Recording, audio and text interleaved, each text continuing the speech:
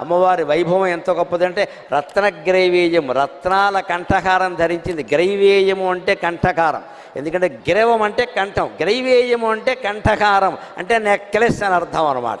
అది ఎంత అందంగా ఉంటుందంటే రత్నాలు పొదిగిన నెక్లెస్ తొడుగు వేసుకుంది ఆవిడ, అది సరిపోలేదుట. రత్న గ్రైవేయ చింతాక, ఇక్కడ మళ్ళీ చివర చింతాక ఆకుపచ్చని పతకం ఉంటుంది అమ్మవారికి. ఆవిడ అది చింతాకు రావ్యాకు కాదు, చింతాక సంస్కృత మాట. చింతాం కటతీతి చింతాక అంటారు. ఆ ఆకుపచ్చ రంగు పథకాన్ని దర్శించినంత మాత్రం చేతనే మన చింతలన్నీ దూరం అయిపోతాయి. అంత గొప్పది ఆ మాట. అందుకని ఆ చింతాక పథకం పెట్టు, అది కూడా సరిపోలేదు. వైభవం హిమవంతుడు కుమార్తె ఆవిడకి ఏమిటి లోటు, పుట్టింటి వారు పంపించారు కదా, భర్తకేమున్నా లేకపోయినా.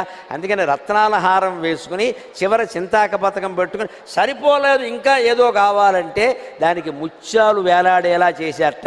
లోల ముక్తాఫలాన్విత